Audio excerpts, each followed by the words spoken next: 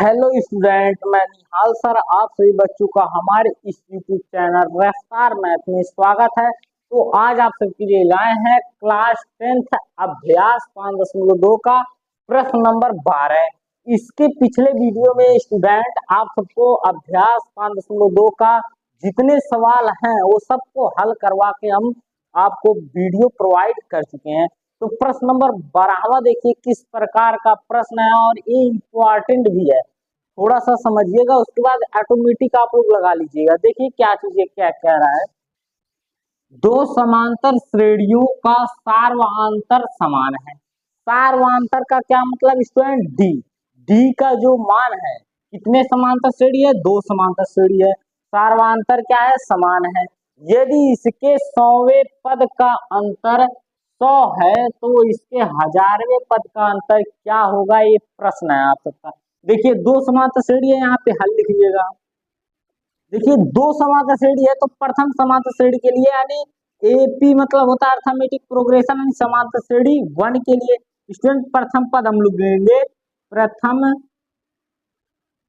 पद हम लोग मान लिए कितना? स्मॉल ए। ये हम लोग मान लिए, ठीक है स्टूडेंट, माना, ऐसे कर लिए। उसके बाद में इसका क्या होगा स्टूडेंट? सार्वआंतर। प्रथम समांतर श्रेणी के लिए सार्वआंतर क्या होगा? तो सार्वआंतर क्या होगा स्टूडेंट? सार्वआंतर क्या ले लेंगे स्टूडेंट? स्मॉल डी ले लेंगे। देखिए यहाँ पे ये चीज यानी सार्वआंतर क्या ले लेंगे? स्मॉल डी लेंगे। अब दूसरे समांतर श्रेणी के लिए यानी दूसरे अर्थमेटिक प्रोग्रेशन तो AP2 लिख दिए। देखिए दूसरा समांतर श्रेणी है तो इसमें प्रथम पद जो लेंगे, प्रथम पद। स्टूडेंट प्रथम पद को ए से ही रिप्रेजेंट करते हैं तो यहाँ पे दूसरा समांतर श्रेणी है तो प्रथम पद क्या ले लेंगे स्टूडेंट? Capital A. क्या ले लेंगे? Capital A. उसके बाद में सार्वआंतर क्या लेंगे स्टूडेंट? इसका सार्वआंतर स्टूडेंट इसका सार्वआंतर क्या लेंगे हम लोग? कैपिटल डी ले लेंगे। और देखिए प्रश्न क्या कह रहा है, दो समांतर श्रेणियों का सार्वआंतर समान है। ये प्रश्न कह रहा है, यानी प्रश्न क्या कह रहा है स्टूडेंट? दो समांतर श्रेणी का सार्वआंतर समान है यानी डी यानी स्मॉल डी बराबर क्या है स्टूडेंट? स्मॉल डी बराबर है कैपिटल डी।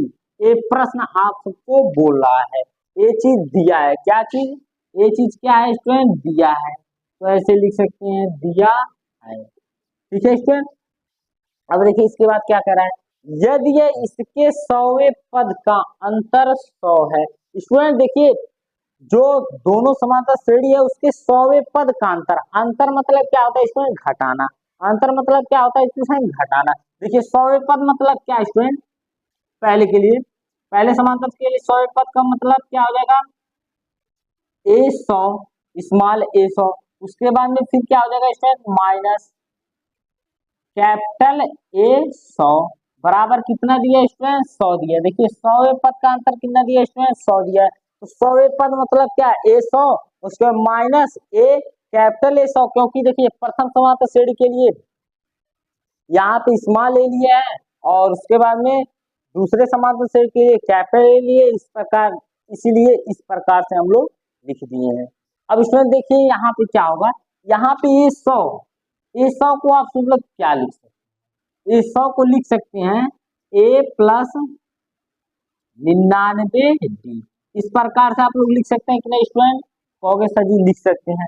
उसका माइनस का चिन्ह है, माइनस का चिन्ह लगाएंगे। अब बताइए कैपिटल A100 को क्या लिख सकते हैं? Capital A। उसके बाद में प्लस क्या लिख सकते हैं स्टूडेंट? 99 कैपिटल D लिख सकते हैं बराबर कितना स्टूडेंट? 100। अब देखिए A प्लस 99D उसके बाद माइनस का गुणा करेंगे तो माइनस A हो जाएगा। उसके बाद में क्या हो जाएगा इसमें? माइनस प्लस का गुणा माइनस और उसके बाद में 99 हो जाएगा। अब देखिए यहाँ पे जो कैपिटल डी है और कैपिटल डी स्मॉल डी के बराबर है कि नहीं इसमें? तो कैपिटल डी के स्थान पे क्या लिख सकते हैं? स्मॉल डी लिख सकते हैं बराबर कितना हो जाएगा इसमें? 100। अब देखिए प्लस का 99D माइनस का 99D क्या हो जाएगा इसमें? कट जाएगा। तो अब क्या बचेगा यहाँ पे? ए और उसके बाद यहाँ पे माइनस ए बराबर कितना बचेगा इसमें? 100। देखिए यानी जो 100वें पद का अंतर कितना आ रहा है? 100। तो कह रहा है तो इसके 1000वें पद का अंतर क्या होगा? 1000वें पद मतलब क्या student? Small a 1000 minus capital A 1000 का अंतर क्या होगा? यही आपसे क्वेश्चन कह रहा था। यही आपसे क्वेश्चन कह रहा था कि यानी हजारवें पद का अंतर क्या होगा। तो देखिए हजारवें पद का अंतर क्या हो जाएगा। ये हजार को आप लोग क्या लिख सकते हैं इसमें, ये हजार को आप लोग लिख सकते हैं ए प्लस यहाँ पे एक कम करके, इसमें से एक कम करेंगे हजार में से तो 999 डी, उसके बाद माइनस का चिन्ह है, माइनस का चिन्ह ए हजार, कैपिटल ए हजार को क्या लिख सकते हैं कैपिटल ए, उसके बाद प्लस 999, उसके बाद में कैपिटल डी बराबर क्वेश्चन मार्क। स्टूडेंट अभी देखिए बराबर क्वेश्चन मार्क आ रहा है। अब इसमें देखिए ए प्लस 999 डी माइनस का गुणा कराएंगे तो माइनस ए हो जाएगा, उसके माइनस प्लस का गुणा हो जाएगा माइनस 999। अब देखिए यहाँ पे कैपिटल डी है और यहाँ पे कैपिटल डी स्मॉल डी के बराबर है, तो हम लोग कैपिटल डी के स्थान पे स्मॉल डी लिख देते हैं बराबर क्वेश्चन मार्क। अब देखिए स्टूडेंट 999 डी प्लस का है, अब माइनस का 999 डी है, तो इससे क्या हो जाएगा, इसमें कैंसिल आउट हो जाएगा। देखिए यहाँ पे ए यहाँ पे बचा है, उसका माइनस क्या बचा है स्टूडेंट कैपिटल ए बराबर क्वेश्चन मार्क। अच्छा बताइए ए माइनस ए के स्थान पे क्या लिख सकते हैं स्टूडेंट 100, क्योंकि ए माइनस कैपिटल ए के स्थान पे हम लोग 100 लाए हैं, प्रूफ किए, क्या किए हैं इसमें ये लाए हैं, आंसर लाए हैं, तो इसके स्थान पे क्या लिख सकते हैं 100। तो आप लोग लिख सकते हो, देखिए यहाँ पे हजारे पद का अंतर भी कितना आया 100, तो इस तरह से आप सबका क्या हो जाएगा फाइनल आंसर हो जाएगा। तो आप लोग लिख सकते हो हजारवें पद का अंतर कितना होगा 100 ही होगा, तो लिख सकते हो हजारवें पद का अंतर 100 ही होगा, ये हो जाएगा आप सबका क्या इसमें फाइनल आंसर। तो आप लोग इस तरह से बढ़िया तरीके से ऐसे इस सवाल को बोर्ड एग्जाम में हल कीजिएगा। पहले इसको लिखिएगा, फिर उसके नीचे ए चीज लिखेगा, फिर उसके नीचे ए चीज लिख के आंसर करें। तो स्टूडेंट प्रश्न नंबर 13 देखिए क्या कह रहा है, 3 अंकों वाली कितनी संख्याएं 7 से विभाज्य है। 7 से विभाज्य का मतलब क्या स्टूडेंट कि हम लोग 7 से भाग दे 3 अंकों वाली संख्या में, और वह क्या हो जाए पूरी तरह से क्या हो जाए इसको कट जाए। तो इस प्रकार की चीजें हम लोग को ज्ञात करना है स्टूडेंट। अब देखिए 3 अंकों वाली कितनी संख्या होगी, तो आप लोग बताइए 3 अंक कहाँ से लेके कहाँ तक के बीच में होता है, तो आप लोग बोलिए। यानी समांतर श्रेणी जो हम लोग लिखेंगे यहाँ पे हल, तो समांतर श्रेणी यानी एपी जो बनाएंगे कहाँ से कहाँ से लेके 3 अंकों वाली संख्याएं होती है, तो आप लोग कमेंट जल्दी से न कीजिए, क्योंकि आप लोग को पता भी होगा कहाँ से लेके कहाँ तक की होंगी 3 अंकों वाली संख्याएं। तो देखिए यहाँ पे 3 अंकों वाली संख्या है 100 से लेके स्टूडेंट 999 तक होती है। देखिए 3 अंक है कि नहीं, 1 2 3, यहाँ पे भी 1 2 3, 999 के बाद 1000 आता है, 1000 में 4 अंक हो जाते हैं।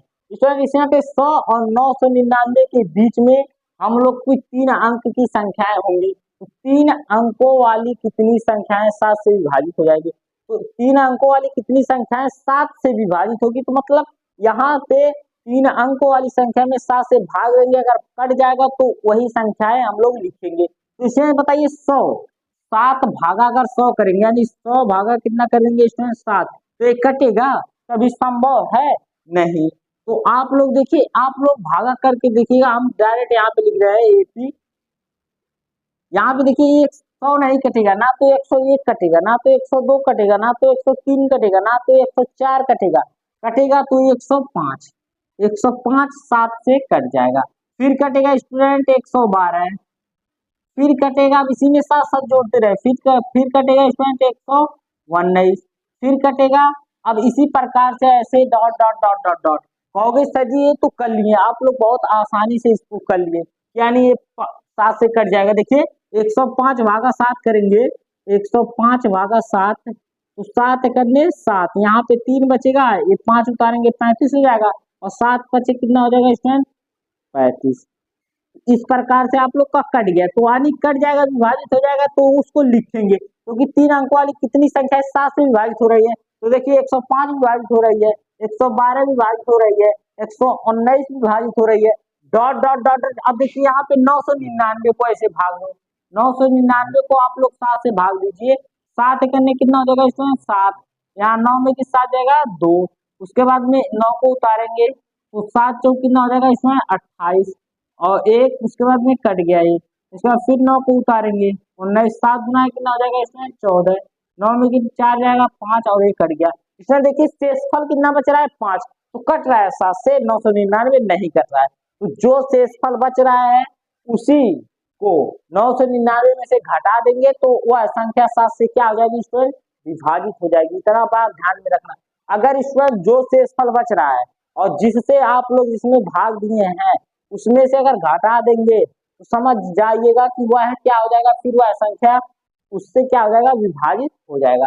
तो इस 999 में से 5 घटाएंगे कितना बचेगा इसमें 994। आप सबको इस प्रकार से समांतर श्रेणी मिल गई। देखिए समांतर श्रेणी क्या हो जाएगी, 3 अंकों वाली ऐसी संख्या है जो 7 से क्या हो जाएंगी इसमें विभाजित हो जाएंगे यानी कट जाएंगी। तो इसमें बताइए प्रथम पद क्या, यानी ए बराबर कितना दिया स्टूडेंट 105। ये प्रथम पद यानी पहला पद जो होता है उसी को ए से रिप्रेजेंट करते हैं। ए बराबर कितना दे दिया 105।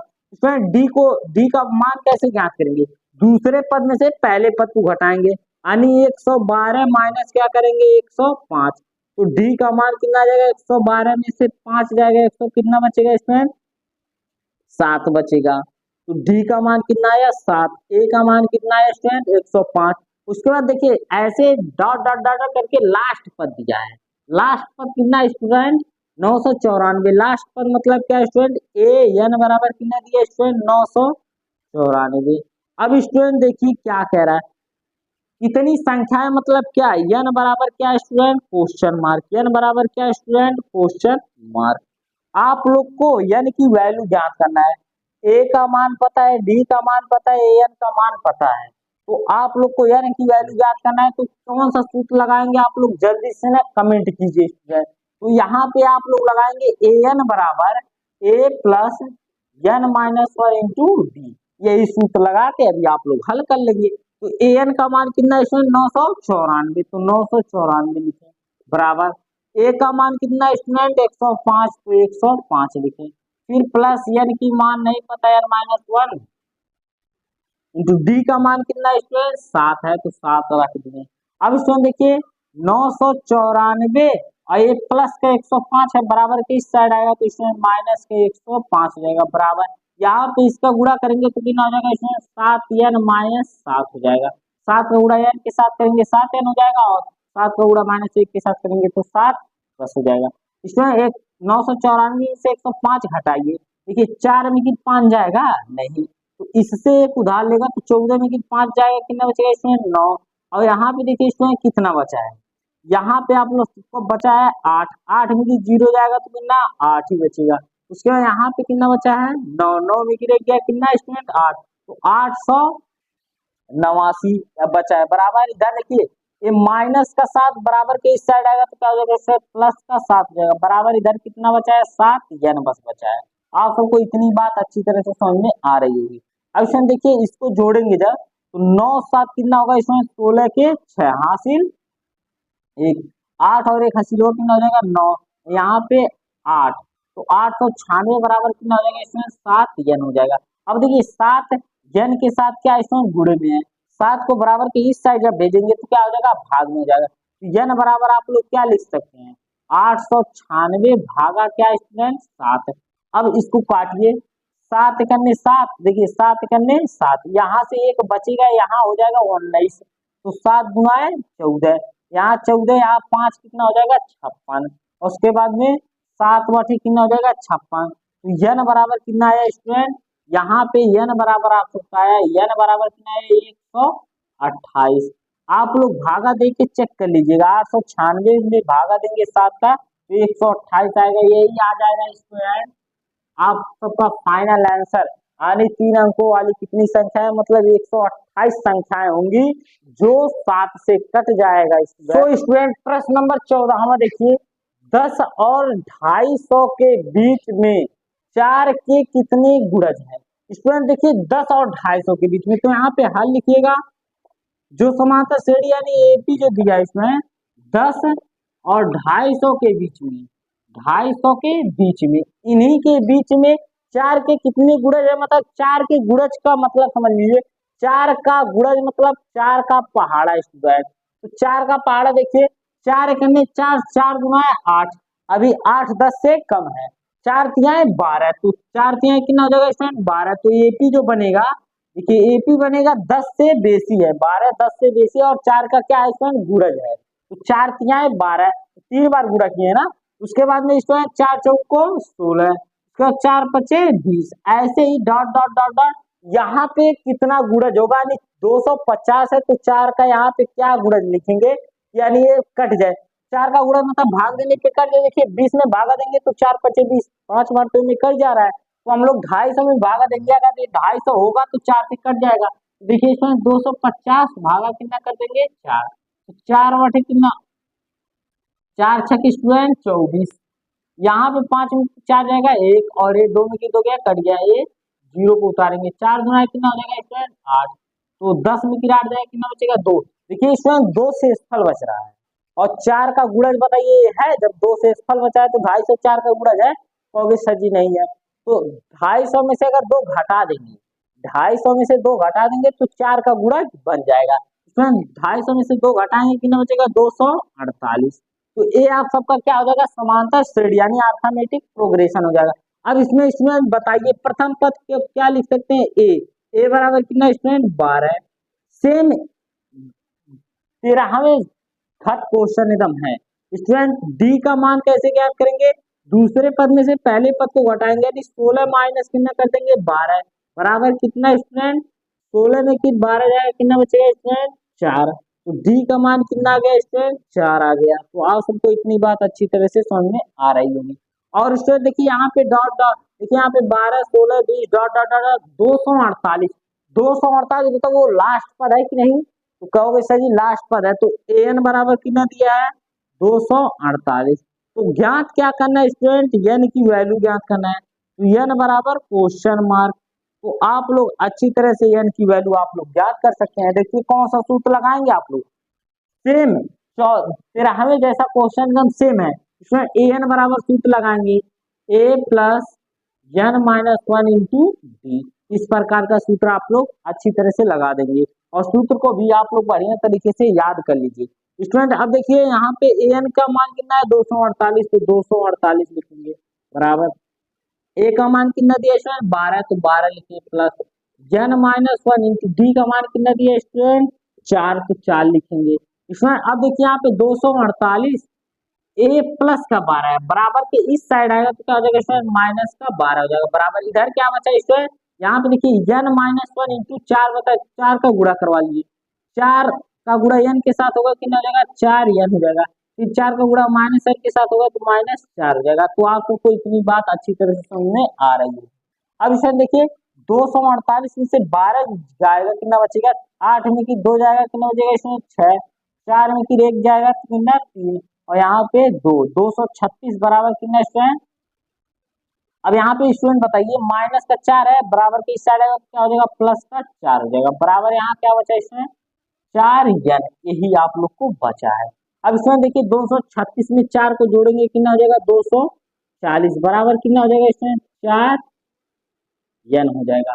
अब इसमें देखिए एन गुणे में है, 4 के एन क्या है इसमें गुणे में है, तो हम लोग एन बराबर क्या लिख देंगे, एन बराबर हो जाएगा 240 बटे कितना हो जाएगा इसमें 4, तो 4 करने 4 4 छक कितना हो जाएगा इसमें 24, आओ देख 0 है तो 0 लिख दिए, एन बराबर कितना हो गया स्टूडेंट, तो एन का मान आप सबका कितना हो गया, एन बराबर कितना हो गया स्टूडेंट 60, तो यानी 12 और 248 के बीच स्टूडेंट 60 ऐसे पद होंगे जो 4 के क्या होंगे गुणज होंगे, 60 कितने के गुणज होंगे, 60 ऐसे पद होंगे जो 4 के क्या होंगे गुणज होंगे, तो आप सबको प्रश्न नंबर 14 भी अच्छी तरह से समझ में आ गया होगा, तो समझ में आया हो तो स्क्रीनशॉट ले लीजिए और वीडियो को लाइक सब्सक्राइब और शेयर जरूर कीजिएगा, यही आपसे विनम्र